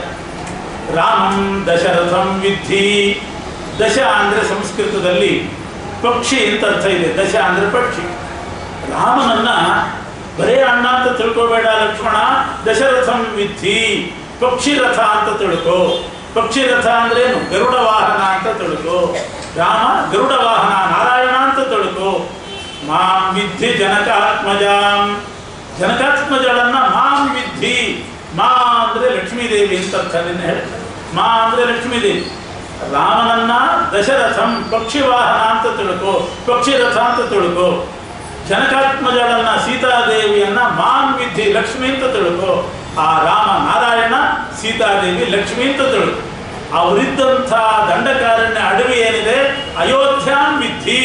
ಆ ದಂಡಕಾರಣ್ಯವನ್ನೇ ಅಯೋಧ್ಯ ಅಂತ ತಿಳ್ಕೋ. ಅಂದ್ರೆ ಅಯೋಧ್ಯ ಅಂತಂದ್ರೆ ವೈಕುಂಠ ಲೋಕದಲ್ಲಿ ಪರಮಾತ್ಮನ ಪಟ್ಟಣಕ್ಕೆ ಹೆಸರು ಅಯೋಧ್ಯ ಅಂತ. ಈಗ ಈ ವಿವಾದಾಸ್ಪದವಾದ ಅಯೋಧ್ಯ ಆಗಿದೆ. ನಿಜವಾದ ಮೂಲ ಹೆಸರು ಅದಕ್ಕಿರೋದು. ಅದರಿಂದ ಅದೇ ಮುಕ್ತಿ ಲೋಕ ಅಂತ ತಿಳ್ಕೊ. ಎಲ್ಲಿ ರಾಮ ಸೀತೆಯರಿದ್ದಾರೋ ಅದೇ ಮೋಕ್ಷ ಲೋಕ ಅಂತ ಭಾವಿಸು, ಅದೇ ಅಯೋಧ್ಯ ಅಂತ ಭಾವಿಸು. ಗಚ್ಚತಾತ ಯಥಾ ಸುಖಂ. ಇನ್ನೊಂದು ಅರ್ಥ, ರಾಮಂ ದಶರಥಂ ವಿದ್ಧಿ. ರಾಮನನ್ನ ದಶರಥ ಅಂತ ತಿಳ್ಕೊ. ಅಂದ್ರೆ ಅಪ್ಪ, ಅಣ್ಣನಿಗೆ ಅಪ್ಪನಿಗೆ ಕೊಟ್ಟ ಗೌರವ ಕೊಡಬೇಕು. ಯಾಕೆ ಜ್ಯೇಷ್ಠೋ ಭ್ರಾತ ಪಿತೃ ಸಮಃ ಅಂತ. ಆದ್ದರಿಂದ ರಾಮ ನಿನ್ನ ಜ್ಯೇಷ್ಠ ಭ್ರಾತ, ಅವನನ್ನು ದಶರಥ ಅಂತಲೇ ಗೌರವ. ಮಾಂ ವಿದ್ಧಿ ಜನಕಾತ್ಮಜಾಂ. ಸೀತೆಯನ್ನು ನೋಡಿದಾಗೆಲ್ಲ ನಾನು ಅಂತ ತಿಳ್ಕೋ. ಅಂದ್ರೆ ಅರ್ಥ ಏನು? ಲಕ್ಷ್ಮಣ, ನೀನು ನಿನ್ನ ಹೆಂಡತಿಯನ್ನು ಬಿಟ್ಟು ಹೋಗ್ತಾ ಇದ್ದಿ, ಊರ್ಮಿಳೆಯನ್ನ ಇಲ್ಲಿ ಬಿಟ್ಟು ಹೋಗ್ತಾ ಇದ್ದಿ. ಸೀತೆ ನೀನು ಇಬ್ಬರೇ ಇರುವಂತಹ ಪ್ರಸಂಗನೂ ಬರಬಹುದು. ರಾಮ ಇಲ್ಲಿಗಾದರೂ ಹೋಗಿರ್ತಾನೆ, ಆಚೀಚೆ ಹೋಗಿರ್ತಾನೆ. ಅಲ್ಲಿ ಪರ್ಣಕುಟೀರದಲ್ಲಿ ನೀನು ಮತ್ತು ಸೀತೆ ಇಬ್ಬರೇ ಉಳಿಯುವಂತಹ ಪ್ರಸಂಗ ಬರಬಹುದು. ಆವಾಗ ಹೆಂಡತಿಯನ್ನು ಬಿಟ್ಟು ಹೋದಂಥ ನೀನು ಯಾವುದೇ ಪ್ರಮಾದಕ್ಕೆ ಒಳಗಾಗಬಾರ್ದು, ಯಾವುದೇ ಅಚಾತುರ್ಯ ನಿನ್ನಿಂದ ನಡಿಬಾರ್ದು. ಮಾಂ ವಿದ್ಧಿ ಜನಕಾತ್ಮಜಾಂ. ಆ ಜನಕಾತ್ಮಜಳನ್ನ ಸೀತೆಯನ್ನು ನೋಡಿದಾಗೆಲ್ಲ ನಾನು ಅಂತ ತಿಳ್ಕೊ. ಆ ಸೀತೆಯಲ್ಲಿ ನಿನಗೆ ನನ್ನ ಮುಖನೇ ಕಾಣಬೇಕು, ನಾನು ಅಂತ ತಿಳ್ಕೊ. ರಾಮನನ್ನು ನೋಡಿದಾಗೆಲ್ಲ ದಶರಥನ ಮುಖ ನೋಡು, ಅಪ್ಪ ಅಂತ ಭಾವಿಸು. ಸೀತೆಯನ್ನು ನೋಡಿದಾಗ ನಾನು ಅಂತ ಭಾವಿಸು, ತಾಯಿ ಅಂತ ಭಾವಿಸ್ಬಿಟ್ಟು. ಯಾವ ಪ್ರಮಾದವೂ ನಡೆಯೋದಿಲ್ಲ, ಅಚಾತುರ್ಯ ನಡೆಯೋದಿಲ್ಲ. ಅದನ್ನೇ ಲೋಕದಲ್ಲಿ ಹೇಳ್ತಾರೆ. ಗಂಡಸು ಮಕ್ಕಳು ಯಾವಾಗಲೂ ಹೇಗಿರಬೇಕು ಗಂಡು ಹುಡುಗರು ಅಂತಂದ್ರೆ, ಧನ್ಯ ಮಾತೃಮುಖ ಸುತಃ ಅಂತ. ಧನ್ಯ ಪಿತೃಮುಖಿ ಕನ್ಯಾ. ಕನ್ಯೆಯರು ಹೆಣ್ಣು ಮಕ್ಕಳೆಲ್ಲ ಪಿತೃಮುಖಿಯರಾಗಿರ್ಬೇಕಂತೆ. ಧನ್ಯೋ ಮಾತೃಮುಖ ಸುತಃ. ಗಂಡು ಮಕ್ಕಳೆಲ್ಲ ಮಾತೃಮುಖರಾಗಿರ್ಬೇಕಂತೆ. ಎಲ್ಲರೂ ತಿಳ್ಕೊಂಡಿರೋ ಅರ್ಥ ಏನು ಅಂದ್ರೆ, ಗಂಡಸರು ಮಾತೃಮುಖರಾಗಿರ್ಬೇಕು ಅಂದ್ರೆ ತಾಯಿ ಮುಖ ಇದ್ದಂಗೆ ಇರ್ಬೇಕಂತೆ ಗಂಡು ಹುಡುಗರಿಗೆ. ಹೆಣ್ಣು ಹುಡುಗರಿಗೆಲ್ಲ ಅಪ್ಪನ ಮುಖ ಇದ್ದಂಗೆ ಇರ್ಬೇಕಂತೆ. ಅವರು ಅದೃಷ್ಟವಂತರು ಅಂತ ಲೋಕದಲ್ಲಿ ತಿಳ್ಕೊಂಡಿದ್ದಾರೆ. ಯಾರೋ ಪಾಪ ಒಂದು ಹುಡುಗಿ ತಾಯಿ ಇದ್ದಂಗೆ ಇದ್ಲು ಅಂತ ಇಟ್ಕೊಳ್ಳಿ, ದುರದೃಷ್ಟಗಳು ಅಂತ ಅರ್ಥ ಅಲ್ಲ ಅದು. ಅಥವಾ ಗಂಡಸರು ಗಂಡು ಹುಡುಗರು ಅಪ್ಪ ಇದ್ದಂಗಿದ್ರು ಅಂದ್ರೆ ದುರದೃಷ್ಟವಂತರು ಅಂತ ಅರ್ಥ ಅಲ್ಲ. ಕನ್ಯೆಯರು ಪಿತೃಮುಖರಾಗಿರ್ಬೇಕು, ಗಂಡು ಹುಡುಗರು ಮಾತೃಮುಖರಾಗಿರ್ಬೇಕು ಅನ್ನೋದಕ್ಕೆ ಅರ್ಥ ಏನು ಅಂತಂದ್ರೆ, ಎಲ್ಲ ಗಂಡಸು ಮಕ್ಕಳು ಯಾವ ಸ್ತ್ರೀಯರನ್ನು ನೋಡಿದ್ರು ಕೂಡ ಮಾತೃಮುಖ ಕಾಣಬೇಕಂತೆ. ಅದಕ್ಕೆ ಮಾತೃಮುಖ ಸುತ ಅಂತ. ಹೆಣ್ಣು ಮಕ್ಕಳಿಗೆಲ್ಲ ಪಿತೃಮುಖ ಅಂತಂದ್ರೆ ತಂದೆ ಹೆಣ್ಣು ಮುಖ ಇರಬೇಕು ಅಂತ ಅರ್ಥ ಅಲ್ಲ. ಯಾವ ಗಂಡಸನ್ನ ನೋಡಿದರೂ ಕೂಡ ತಂದೆಯ ಮುಖ ಕಾಣಬೇಕಂತದ್ದು. ಆವಾಗ ಯಾವ ಪ್ರಮಾದವೂ ಕೂಡ ನಡೆಯೋದಿಲ್ಲ. ಅದನ್ನ ಹೇಳ್ತಾ ಇದ್ದಾಳೆ ಸುಮಿತ್ರೆ. ಮಾಂ ವಿದ್ಧಿ ಜನಕಾತ್ಮಜಾಂ, ಸೀತೆಯನ್ನು ನೋಡಿದಾಗಿಲ್ಲ ನಾನು ಅಂತ ತಿಳ್ಕೊ, ನನ್ನ ಮುಖ ಕಾಣಲಿ. ಅಯೋಧ್ಯ ಮಠ ವಿದ್ಧಿ ಗಚ್ಚತಾದ ಯಥಾಸುಖಂ. ಇನ್ನೊಂದು ಅರ್ಥ ಏನು ಅಂದ್ರೆ, ರಾಮಂ ದಶರಥಂ ವಿದ್ಧಿ. ಸುಮಿತ್ರೆ ಹೇಳ್ತಾಳೆ, ಭವಿಷ್ಯ ಹೇಳ್ತಾಳೆ, ಲಕ್ಷ್ಮಣ ಗಾಡಿ ಹೋಗು, ಮುಂದೆ ಏನು ಭವಿಷ್ಯ ಆಗ್ತದೆ ಅಂತಂದ್ರೆ ದಶರಥಂ ರಾಮಂ ವಿದ್ಧಿ. ನೀನು ಹೋದರೆ ರಾಮನು ಹೋಗ್ತಾನೆ, ನೀನು ಗಾಡಿ ಹೋಗ್ತಿ. ದಶರಥಂ ರಾಮಂ ವಿದ್ಧಿ, ದಶರಥನಿಗೆ ವಿರಾಮ ಬಂತು ಅಂತ ತಿಳ್ಕೊ. ರಾಮ ಅಂದ್ರೆ ವಿರಾಮ, ದಶರಥನ ಕಾಲ ಮುಗಿತು ಅಂತ ತಿಳ್ಕೊ. ಆವಾಗ ಮಾಂ ವಿದ್ಧಿ ಜನಕಾತ್ಮಜಾಂ, ನನ್ನ ಗತಿ ಏನು? ಜನಕಾತ್ಮಜಾಂ, ನನ್ನ ಜನಕನ ಮಗಳು ನಾನು. ಆವಾಗ ಅಷ್ಟೇ ದಶರಥ ಮಹಾರಾಜರಿಗೆ ವಿರಾಮ ಆಗಿಬಿಡ್ತದೆ, ನಾನು ತವರು ಮನೆ ಸೇರಬೇಕಾಗ್ತದೆ. ಜನಕಾತ್ಮಜಾಂ, ಜನಕನ ಮನೆಗೆ ಅಂದ್ರೆ ನಮ್ಮ ತಂದೆಯ ಮನೆಗೆ ನಾನು ಹೋಗ್ಬೇಕಾಗ್ತದೆ. ಅಯೋಧ್ಯಾಂ ಅಟವೀಂ ವಿದ್ಧಿ, ರಾಮನು ಹೋದ, ನೀನು ಗಾಡಿ ಹೋಗ್ತಿದ್ದಿ. ದಶರಥ ಮಹಾರಾಜರು ವಿರಾಮ ಆಗಿಬಿಡ್ತಾರೆ, ನಾನು ತವರು ಮನೆ ಸೇರ್ತೇನೆ. ಆವಾಗ ಅಯೋಧ್ಯೆ ಅಡವಿಯಂತೆ ಆಗಿಬಿಡ್ತದೆ. ಇಡೀ ಅಯೋಧ್ಯೆನೇ ಶೂನ್ಯವಾಗಿ ಅರಣ್ಯಪ್ರಾಯ ಆಗಿಬಿಡ್ತದೆ ಈ ನಗರ. ಗಚ್ಚತಾತ ಯಥಾಸುಖಂ. ಇನ್ನೊಂದು ಅರ್ಥನು ಹೇಳ್ತಾಳೆ, ಅದು ಭವಿಷ್ಯನೇ. ರಾಮಂ ದಶರಥಂ ವಿದ್ಧಿ, ನೀವು ಗಾಡಿ ಹೋಗ್ತೀರಿ, ಮುಂದೆ ಏನಾಗ್ತದೆ ಅಂದ್ರೆ ರಾಮ ದಶರಥನಂತೆ ಆಗ್ತಾನೆ. ರಾಮ ದಶರಥನಂತೆ ಆಗ್ತಾನೆ ಅಂದ್ರೆ ಅರ್ಥ ಏನು? ದಶರಥ ಹೇಗೆ ಇವಾಗ ಹೆಂಡತಿ ಮಾತು ಕೇಳಿದ್ನೋ, ಕೈಕೇಯಿ ಮಾತು ಕೇಳಿದ್ನೋ, ಅದರಂತೆ ಮುಂದೆ ರಾಮನು ಕೂಡ ದಶರಥನಂತೆ ಆಗ್ತಾನೆ. ಅಂದ್ರೆ ತನ್ನ ಹೆಂಡತಿ ಮಾತು ಕೇಳ್ತಾನೆ, ಕೇಳಿ ಮಾಯಾಮೃಗದಿಂದ ಓಡ್ತಾನೆ ಅಂತ ಅರ್ಥ. ಜಿಕ್ಕೆ ತಗೊಂಡು ಬಾ ಅಂತ ಹೇಳಿದಾಗ ಈಗ ಕೈಕೇಯಿ ಹೇಳಿದ ಮಾತು ಕೇಳಿ ನಿನ್ನ ಗಾಡಿ ಕಳಿಸಿದ್ನಲ್ಲ ದಶರಥ, ಹಾಗೆ ಮುಂದೆ ರಾಮಂ ದಶರಥಂ ವಿದ್ಧಿ ಮಾತೃಜಾತಿ ಪಿತೃಗುಣ ಅಂತ ರಾಮನು ಕೂಡ ಮುಂದೆ ಹೆಂಡತಿ ಮಾತು ಕೇಳ್ತಾನೆ, ಸೀತೆಯ ಮಾತು ಕೇಳಿ ತಾನೇ ಹೋಗ್ತಾನೆ ಮಾಯಾಮೃಗದ ಹಿಂದೆ. ರಾಮಂ ದಶರಥಂ ವಿದ್ಧಿ, ರಾಮ ದಶರಥನಂತ ಆಗ್ತಾನೆ. ಮಾಂ ವಿದ್ಧಿ ಜನಕಾತ್ಮಜಾಂ, ಅವಾಗ ಜನಕಾತ್ಮಜ ಸೀತೆ ಏನಾಗ್ತಾಳೆ ಅಂದ್ರೆ ನನ್ನ ಹಂಗೆ ಆಗ್ತಾಳೆ. ರಾಮ ದಶರಥನ ಹಾಗೆ ಹೆಂಡತಿ ಮಾತು ಕೇಳ್ತಾನೆ. ಸೀತಾದೇವಿ ನನ್ನಂತೆ ಆಗ್ತಾಳೆ ಅಂದ್ರೆ ನಾನು ಹೇಗೆ ನಿನ್ನನ್ನು ಕಳಿಸ್ತಾ ಇದ್ದೀನೋ ರಾಮನ ಹಿಂದೆ, ಹಾಗೆ ಸೀತೆಯು ಕೂಡ ಲಕ್ಷ್ಮಣ ನಿನ್ನನ್ನು ರಾಮನ ಹಿಂದೆ ಕಳಿಸ್ತಾಳೆ. ರಾಮನಿಗೇನೋ ಆಗಿದೆ ಆಪತ್ತು, ಹೋಗು ಹೋಗು ಅಂತ ಕಳಿಸ್ತಾಳೆ. ಅವಾಗ ಏನಾಯ್ತು? ಅಯೋಧ್ಯಾಂ ಅಟವೀಂ ವಿದ್ಧಿ. ಅಯೋಧ್ಯ ಅಂದ್ರೆ ಸೀತೆ ಇದ್ದ ಜಾಗ ಅದು ಅಡವಿಯಂತೆ ಶೂನ್ಯ ಆಗಿಬಿಡ್ತದೆ. ಅಂದ್ರೆ ರಾವಣ ಸೀತಾಪಹಾರ ಮಾಡ್ತಾನೆ. ರಾಮ ಹೆಂಡತಿ ಮಾತು ಕೇಳಿ ದಶರಥನಂತೆ ಆಗ್ತಾನೆ, ಸೀತಾದೇವಿ ನನ್ನಂತೆ ಆಗ್ತಾಳೆ. ಅಂದ್ರೆ ನಾನೀಗ ನಿನ್ನನ್ನು ಕೊಟ್ಟು ಕಳಿಸ್ತಾ ಇದ್ದೀನಲ್ಲ ಕಾಡಿಗೆ, ಹಾಗೆ ಸೀತೆ ಲಕ್ಷ್ಮಣನನ್ನ ರಾಮನ ಹಿಂದೆ ಕಳಿಸ್ತಾಳೆ. ಏನೋ ಆಗಿದೆ ರಾಮನಿಗೆ, ಆ ಜಿಂಕೆ ಸಾಯುವಾಗ ಹಾ ರಾಮ ಹಾ ಸೀತೆ ಲಕ್ಷ್ಮಣ ಅಂತು. ಅದಕ್ಕೆ ಸೀತಾದೇವಿ ಲಕ್ಷ್ಮಣನ ಕಳಿಸ್ಬಿಟ್ಟು, ನಾನು ನಿನ್ನನ್ನು ಕಳಿಸುವಂತೆ ಲಕ್ಷ್ಮಣ ನಿನ್ನನ್ನು ಸೀತೆ ಕಳಿಸ್ತಾಳೆ. ಅಯೋಧ್ಯ ಅಟವೀಂ ವಿದ್ಧಿ. ಈಗ ಅಯೋಧ್ಯೆ ಹೇಗೆ ಶೂನ್ಯ ಆಗ್ತದೋ ಅದು ಕೂಡ ಶೂನ್ಯವಾಗಿ ಬಿಡ್ತದೆ, ಸೀತಾಪಹರಣ ಆಗ್ತದೆ. ಗಚ್ಚತಾತ ಯಥಾಸುಖಂ ಅಂತ. ಅಯೋಧ್ಯ ಅಂದರೆ ರಾಮನ ಆಶ್ರಮ, ಅದು ಅಡವಿಯಂತೆ ಆಗ್ತದೆ ಅಂದರೆ ಶೂನ್ಯ ಆಗಿಬಿಡ್ತದೆ. ಇದೆಲ್ಲ ಹೇಳಿ ಸುಮಿತ್ರೆ ಲಕ್ಷ್ಮಣನನ್ನು ಕಳಿಸ್ತಾ ಇದ್ದಾಳೆ. ಮತ್ತು ಲಕ್ಷ್ಮಣ ತಯಾರಾದ ಆಮೇಲೆ ರಾಮ ಸೀತೆ ಹತ್ರ ಬಂದು ಸೀತೆಗೆ ಕೆಲವು ಹಿತ ನುಡಿ ಹೇಳ್ತಾ ಇದ್ದಾನೆ. ಈಗೆಲ್ಲ ನಡೆದದ್ದೆಲ್ಲ ಗೊತ್ತೇ ಆಗಿದೆ ಜಾನಕಿ, ನಾನೀಗ ಕಾಡಿಗೆ ಹೋಗುವ ಪ್ರಸಂಗ ಬಂದಿದೆ, ಕಾಡಿಗೆ ಹೋಗ್ತಿದ್ದೇನೆ, ನೀನು ಹೇಗಿರಬೇಕು ಅನ್ನೋದಕ್ಕೆ ಕೆಲವು ಹಿತ ನುಡಿಗಳನ್ನು ನಿನಗೆ ಹೇಳ್ತೇನೆ. ಮುಖ್ಯವಾಗಿ ನಾನು ಕಾಡಿಗೆ ಹೋದ ಮೇಲೆ ಭರತ ರಾಜನಾಗ್ತಾನೆ. ರಾಮ ಹೇಳಿದ್ದ ಆಗ ಭರತ ರಾಜನಾಗ್ತಾನೆ. ಆಗ ನೀನು ಮಾತ್ರ ಯಾವ ಸಂದರ್ಭದಲ್ಲಿಯೂ ಕೂಡ ನನ್ನನ್ನು ಹೊಗಳೋದು, ನನ್ನನ್ನು ಪ್ರಶಂಸೆ ಮಾಡೋದು, ನನ್ನ ಸುದ್ದಿ ಎತ್ತೋದು ಅದನ್ನು ಮಾಡಲೇಬೇಡ ಅಂತಂತಾನೆ. ಯಾಕೆ ಅಂದರೆ ವೃದ್ಧಿಯುಕ್ತ ಹಿ ಪುರುಷಾ, ವಾಲ್ಮೀಕಿಗಳ ಮಾತು, ವೃದ್ಧಿಯುಕ್ತ ಹಿ ಪುರುಷಾ ನಸಹಂತೆ ಪರಸ್ತವಂ. ಯಾವುದೇ ಒಬ್ಬ ಮನುಷ್ಯ ತಾನು ಆಸನಕ್ಕೆ ಬಂದಾಗ, ಸಿಂಹಾಸನಕ್ಕೆ ಬಂದಾಗ ಅವನನ್ನೇ ಹೊಗಳಬೇಕು ಅಂತ ಎಕ್ಸ್ಪೆಕ್ಟ್ ಮಾಡ್ತಾನೆ ಹೊರತು ಹಿಂದಿನವರನ್ನ ಹೊಗಳಿದ್ರೆ ಅವನಿಗೆ ಸಮಾಧಾನ ಆಗೋದು. ಯಾರೇ ಆಗಲಿ ವೃದ್ಧಿಯುಕ್ತ ಹಿ ಪುರುಷ, ಯಾರ್ಯಾರು ರಾಜರು ಬರ್ತಾರೋ ಪ್ರಜೆಗಳು ಅವರನ್ನೇ ಹೊಗಳಿಕೊಂಡೇ ಇರಬೇಕು. ನೀನೇ ರಾಜ, ನೀನೇ ಇಂದ್ರ, ಚಂದ್ರ ಅಂತ. ಅವರ ಎದುರುಗಡೆ ಇನ್ನೊಬ್ಬರನ್ನ ಹೊಗಳಿದ್ರೆ ಅವರಿಗೆ ಅದು ಸಮಾಧಾನ ಆಗೋದು. ಅದರಿಂದ ನಾನು ಕಾಡಿಗೆ ಹೋದಾಗ, ಭರತ ರಾಜನಾದಾಗ ನೀನು ನನ್ನನ್ನೇ ಪ್ರಶಂಸೆ ಮಾಡಿಕೊಂಡು ಎಲ್ಲರ ಮುಂದೆ ಎಲ್ಲರೂ ನನ್ನನ್ನೇ ಪ್ರಶಂಸೆ ಮಾಡೋದು, ಆ ರೀತಿ ವಾತಾವರಣ ಉಂಟು ಮಾಡಬೇಡ, ಅದು ಭರತನಿಗೆ ಸರಿ ಬರಲಿಕ್ಕಿಲ್ಲ ಅಂತಂದಂತೆ ರಾಮ. ಯಾವಾಗಲೂ ಅಷ್ಟೇ. ನಾವು ಸ್ಕೂಲ್ನಲ್ಲಿದ್ದಾಗ ಮಾಡಿದಾಗ ಎಲ್ಲ ಹೀಗೆ ಒಬ್ಬರು ಮೇಷ್ಟ್ರು ಇರ್ತಾರೆ, ಅವ್ರು ರಿಟೈರ್ ಆದರು ಅಂತ ಇಟ್ಕೊಳ್ಳಿ. ರಿಟೈರ್ ಆಗಿ ಇನ್ನೊಬ್ರು ಬಂದರು. ಹುಡುಗರು ಕೆಲಸ ಏನು ಅಂದರೆ ನೀವೇ ಬೃಹಸ್ಪತಿ ಆಚಾರ್ಯವನ್ನು ಬೇಕು ಬಂದವರು. ಅದು ಬಿಟ್ಟು ಮೇಷ್ಟ್ರೆ ಹಿಂದೆ ಒಬ್ರು ಇದ್ರು ಪಾಠ ಹೇಳಿಸ್ಕೊಂಡ್ರು ಅವ್ರ ಹತ್ರ ಹೇಳಿಸ್ಕೊಳ್ಬೇಕು. ಎಂಥ ಮೇಷ್ಟ್ರವರು ಅಂತ ಇವರೆಲ್ಲರಿಗೆ ಅವ್ರನ್ನ ಹೊಗಳ್ತಾ ಇದ್ರೆ ಇವನಿಗೆ ಏನಾದಿತ್ತು, ಎಷ್ಟು ಚೆನ್ನಾಗಿ ಪಾಠ ಹೇಳಬಲ್ಲ. ಪಾಠ ಕೇಳಬೇಕು ಅಂದ್ರೆ ಅವ್ರ ಹತ್ರ ಕೇಳಬೇಕು ನೋಡಿ, ಅಂಥ ಪಾಠ ಅವರದ್ದು ಅಂತ ಸದಾ ಅವ್ರನ್ನೇ ಹೊಗಳ್ತಾ ಇದ್ರೆ ಪರೀಕ್ಷೆಗೆ ಇವನಿಗೆ 0 ಸುತ್ತಬಿಡ್ತಾನೆ. ನೀವೇ ಬೃಹಸ್ಪತಿ ಆಚಾರ ತಗೊಳ್ತಿರ್ಬೇಕು. ಯಾರು ಪ್ರಕೃತ ನಮಗೆ ಅಡಿಗೆ ಮಾಡ್ತಿರ್ತಾರೆ, ನಿಮ್ಮದೇ ನಳಪಾಕ ಅಂತ ಇರ್ಬೇಕು ಅವರನ್ನು ನೋಡಿ. ಊಟ ಮಾಡಬೇಕು ಅಂದ್ರೆ ಹಿಂದೊಬ್ರು ಇದ್ರು, ಅವ್ರು ಮಾಡಿದ ಅಡಿಗೆನೇ ಮಾಡ್ಬೇಕು ನೋಡ್ರಿ ಊಟ. ಇವ್ರ ಹತ್ರ ಕೊಡೋದು, ಒಂದು ದಿವಸ ಉಪ್ಪು ಜಾಸ್ತಿ ಹಾಕಿಬಿಡ್ತಾರೆ ಗ್ಯಾರಂಟಿ.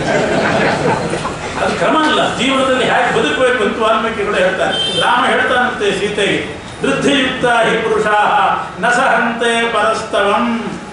ಯಾರ್ಯಾರು ಅಧಿಕಾರಕ್ಕೆ ಪ್ರಸ್ತುತ ಬಂದಿರ್ತಾರೆ ಅವರನ್ನೇ ಜೈ ಅಂತಿರ್ಬೇಕು. ಅದು ಬಿಟ್ಟು ಮತ್ತೊಬ್ಬರನ್ನ ಪ್ರಶಂಸೆ ಮಾಡಿದರೆ ಅವರಿಗೆ ಅದು ಹಿಡಿಸೋದಿಲ್ಲ. ಅದರಿಂದ ನೀನು ನನ್ನನ್ನು ಪ್ರಶಂಸೆ ಮಾಡ್ತಿರ್ಬೇಡ. ಬೇಕಾದರೆ ಭರತನನ್ನು ಪ್ರಶಂಸೆ ಮಾಡುವ ಮನಸ್ಸಿಲ್ದಿದ್ರೆ ಬಿಟ್ಟುಬಿಡು, ಆದರೆ ಅವನ ಎದುರಿಗೆ ಮಾತ್ರ ನನ್ನನ್ನು ಹೊಡ್ತಾ ಇರಬೇಡ. ಇದೆಲ್ಲ ಹೇಳೋದು ನೋಡಿದಾಗ ಸೀತೆ ಅಂದು, ನೀವಿಷ್ಟೆಲ್ಲ ಉಪದೇಶ ಮಾಡೋದು ನೋಡಿದರೆ ಯಾಕೋ ನಾನು ಬಿಟ್ಟು ಹೋಗೋ ಲಕ್ಷಣ ಇದೆಯಲ್ಲ ಅಂತ. ಮತ್ತೆ ನಿನ್ನನ್ನು ಕರ್ಕೊಂಡು ಹೋಗ್ತಾರ ಕಾಡಿಗೆ ಅಂತಾನೆ ರಾಮ. ಕಾಡಿಗೆ ನಿನ್ನನ್ನು ಕರ್ಕೊಂಡು ಹೋಗ್ಲಿಕ್ಕೆ ಸಾಧ್ಯನಾ? ಕಾಡು ಅಂದ್ರೆ ಏನು ಅಂತ ತಿಳ್ಕೊಂಡಿದ್ದಿ. ಅದರಿಂದ ನೀನು ಇಲ್ಲೇ ಇರು. ನಿನಗೆ ಇಲ್ಲಿರ್ಲಿಕ್ಕೆ ಸಂಕೋಚ ಆದರೆ ಬೇಕಾದ್ರೆ ನಿಂತವ್ರ ಮನೆಗೆ ಹೋಗು. 14 ವರ್ಷ ಆದಮೇಲೆ ಬಂದು ಕರೆಸ್ತೀನಿ, ಆಮೇಲೆ ಬರುವಂತೆ. ಇಲ್ಲ ನಾನು ಬರ್ತೀನಿ ಅಂತ ಹಠ ಹಿಡಿದು. ಇಲ್ಲ, ದಂಡಕಾರಣ್ಯ ಅಂದರೆ ನಿನಗೆ ಅದರ ಕಲ್ಪನೆ ಇಲ್ಲ. ನೀನು ರತ್ನಗಂಬುಡಿ ಮೇಲೆ ಕಾಲಿಟ್ಟು ಓಡಾಡಿದವಳು, ಕಲ್ಲು ಮುಳ್ಳು ತುಂಬಿರುವಂಥ ಅದಕ್ಕೆ ನೀನು ಬೇಡ ಅಂತ ಒತ್ತಾಯ ಮಾಡಿ ಹೇಳ್ತಾನೆ. ಕೊನೆಗೆ ಸೀತಾದೇವಿ ಇಷ್ಟು ಹೇಳಿದ್ದು, ಆಯಿತು ಬೇಕಾದ್ರೆ ನಾನು ಬಿಟ್ಟು ಹೋಗ್ರಿ ನನ್ನನ್ನು. ಆದರೆ ನಮ್ಮಪ್ಪ ಏನಂದ್ಕೊಂಡ, ನಾನು ನನ್ನ ಮಗಳನ್ನು ಒಂದು ಗಂಡಿಗೆ ಮದುವೆ ಮಾಡಿಕೊಟ್ನೋ ಹೆಣ್ಣಿಗೆ ಅಂತ ಡೌಟ್ ಬರ್ತದೆ ನಮ್ಮಪ್ಪನಿಗೆ ಅಂದ್ಬಿಟ್ಟು. ಯಾಕೆಂದರೆ ರಾಮ ತಾನು ಕಾಡಿಗೆ ಹೋಗುವಾಗ ಸೀತೆನ ಹೆಂಡತಿನ ಬಿಟ್ಟು ಹೋದ್ನಲ್ಲ, ಜೊತೆ ಕರ್ಕೊಂಡು ಹೋಗಿ ಅವಳಿಗೊಂದು ಊಟಕ್ಕೆ ಹಾಕ್ಲಿಕ್ಕೆ ಆಗಲಿಲ್ಲವೇ ಅಂತ ತಂದ್ಕೊಡ್ತಾನೆ ನಮ್ಮಪ್ಪ. ಇದ್ರ ಮೇಲೆ ನಿಮ್ಮಿಷ್ಟ ಅಂತಂದಾಗ ನಡಿ ಹಾಗಾದ್ರೆ ಬಂದ್ಬಿಡು. ಹೌದು, ಕಿಂತು ಅನ್ಯತ ಇದೆ ಸ್ತ್ರೀಯಂ ಪುರುಷ ವಿಗ್ರಹ ಅಂದ್ಬಿಟ್ಟು. ನಾನು ದಶರಥ ಇವನು ಜನಕ ರಾಜ ಅಂದ್ಕೊಳ್ತಾನೆ, ನನ್ನ ಅಳಿಯ ಬಹುಶಃ ಹೆಣ್ಣೇ ಇರಬೇಕು, ಪುರುಷ ವೇಷ ಹಾಕೊಂಡ ಹೆಣ್ಣು ಅಂತ ಅಂದ್ಕೊಳ್ತಾನೆ ನೋಡ್ರಿ. ಇಷ್ಟು ಹೇಳಿ ತುರುಕು ಮಾತಾಡಿ ಸೀತಾದೇವಿ ತಯಾರಾದ್ರು. 3 ಮಂದಿ ಹೊರಟಿದ್ದಾರೆ.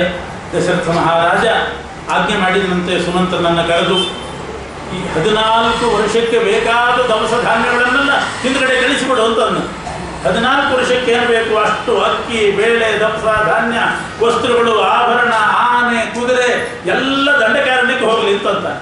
ದಂಡಕಾರಣ್ಯನೇ ಅಯೋಧ್ಯೆ ಅಂತ ಮಾಡಿಬಿಡೋಣ, ಎಲ್ಲ ಅಲ್ಲಿ ಹೋಗ್ಲಿ ಅಂತ. ಅವರು ತಯಾರಾಗಲಿಕ್ಕೆ ಶುರುವಾಯಿತು. ಅಷ್ಟೊತ್ತಿಗೆ ಕೈಕೇಯಿ ಬಂದು ಹುಡುಗಿದ್ದಂತೆ, ನಾನು ಭರತನಿಗೆ ಪಟ್ಟಾಭಿಷೇಕ ಆಗಬೇಕು ಅಂತ ಕೇಳಿದ್ದು ನಿರ್ಜನವಾದಂಥ ಅಯೋಧ್ಯೆಗಲ್ಲ, ಇಲ್ಲಿಂದ ಒಂದು ಬೇಳೆ ಕಾಳು ಹೋಗ್ಬಿಡುದು ರಾಮನ ಹಿಂದೆ ಅಂತ ಹುಡುಗಿದ್ದಂತೆ. ಒಂದು ಕಾಳು ಹೋಗ್ಬಿಡುದು ಅಂತಾಳೆ. ಅಷ್ಟೇ ಅಲ್ಲ, ಬಂದು ಹೇಳಿದಂತೆ ಸೀತಾದೇವಿಗೆ ಹೇಳ್ತಿದ್ದಾಳೆ, ಈ ರಾಜೋಚಿತವಾದ ವಸ್ತ್ರ ತೆಗಿ, ನಾರ್ಮಡಿ ಉಟ್ಕೋ ಅಂತಂದ್ರೆ. ಆ ನಾರ್ಮಡಿ ದಪ್ಪವಾದ ಉಟ್ಕೊಳ್ಳಿಕ್ಕೆ ಬರ್ತಾ ಇಲ್ಲ ಸೀತಾದೇವಿಗೆ. ಅಂಥದ್ದನ್ನು ಕೊಟ್ಟು ಇದನ್ನು ಬಿಚ್ಚು ನೀನು ಅಂತ. ಆಗ ವಸಿಷ್ಠನಿಗೆ ಸಿಟ್ಟು ಬಂತಂತೆ. ಸೀತಾದೇವಿಗೆ ಆ ವಸ್ತ್ರ ತೆಗೆದು ನಾರ್ಮಡಿ ಉಡು ಅಂತ ಹೇಳಲಿಕ್ಕೆ ನಿನಗೇನು ಅಧಿಕಾರ ಅಂತ ಕೈಕೇಯಿ ಮೇಲೆ ರಾತ್ಭಟ ಶುರು ಮಾಡಿದ್ರು ವಸಿಷ್ಠರು. ಏನು ತಿಳ್ಕೊಂಡಿದ್ದೆ ನನ್ನನ್ನು? ಪುರೋಹಿತರು ಋಷಿಗಳು ಸುಮ್ಮನೆ ಇರ್ತಾರೆ ಅಂತ ತಿಳ್ಕೊಂಡಿದ್ದೇನು? ರಾಜ ತಪ್ಪು ಮಾಡಿದಾಗ ಅವನನ್ನು ಕೆಳಗೆ ಹಾಕಿ ಸಿಂಹಾಸನದಲ್ಲಿ ಕೂತು ಆಳುವಷ್ಟು ಅಧಿಕಾರ ಒಬ್ಬ ಪುರೋಹಿತನಿಗಿದೆ ಅಂದ್ಬಿಟ್ಟು ವಸಿಷ್ಠ ಋಷಿಗಳು. ನಾನು ಸೂರ್ಯವಂಶದ ರಾಜರ ಪುರೋಹಿತ, ದಶರಥ ನಿನ್ನನ್ನು ಎಲ್ಲರನ್ನೂ ಕೂಡ ಕೆಳಗೆ ಹಾಕಿ ನಾನು ಆಳ್ತೇನೆ ಅಂತ. ಅಥವಾ ಇನ್ನೂ ಹೆಚ್ಚು ಮಾತಾಡಿದರೆ ಸೀತೆಯನ್ನೇ ಸಿಂಹಾಸನದಲ್ಲಿ ಕೂಡಿಸಿ ನಾನು ಸೀತೆಯ ಮೂಲಕ ಕೋಸಲ ದೇಶವನ್ನು ಆಳಿಸ್ತೇನೆ. ಸೀತೆಗೆ ವಲ್ಕಲ ಕೊಡ್ಲಿಕ್ಕೆ, ನಾರ್ಮಡಿ ಕೊಡ್ಲಿಕ್ಕೆ ನೀನು ಯಾರು? ರಾಮ ಕಾಡಿಗೆ ಹೋಗಬೇಕು ಅಂತ ವರ ಕೇಳಿದ್ದೆ, ಮುಗಿದೋಯ್ತು. ಸೀತೆಗೆ ನಾರ್ಮಡಿ ಉಟ್ಟುಗೋ ಅಂತ ಹೇಳಲಿಕ್ಕೆ ನಿನಗೇನು ಸಂಬಂಧ? ನಿನ್ನ ತಾಯಿ ಗುಣ ಎಲ್ಲಿ ಹೋಗ್ತದೆ ಅಂತ ರೇಗಾಡಿದ್ರಂತೆ ವಸಿಷ್ಠರು. ಅಷ್ಟು ಕೋಪ ಬಂದಿತ್ತು ವಸಿಷ್ಠರಿಗೆ. ಆದರೂ ಕೂಡ ಅವಳು ಹಠ ಬಿಡಲಿಲ್ಲ. ಒಂದು ಕಾಳಿನಿಂದ ಹೋಗ್ಕೂಡುದು ಅಂತ ನಿರ್ಬಂಧ ಮಾಡಿದ್ದು.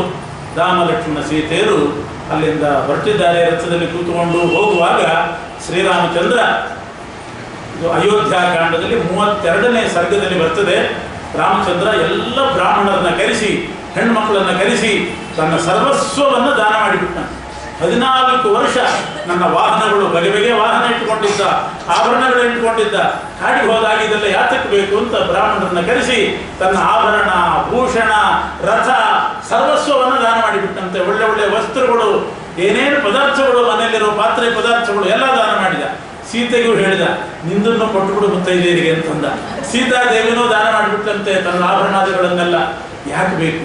14 ವರ್ಷ ಬೇಡ ಅಂತ ದಾನ ಮಾಡ್ತಾ ಇದ್ದಾನೆ. ಇದು ಅಯೋಧ್ಯ ಕಾಂಡದ 32ನೇ ಸರ್ಗದಲ್ಲಿ ಬರ್ತದೆ. ರಾಮ ಸರ್ವಸ್ವ ದಾನ ಮಾಡಿ ಕಾಡಿಗೆ ಹೋದ.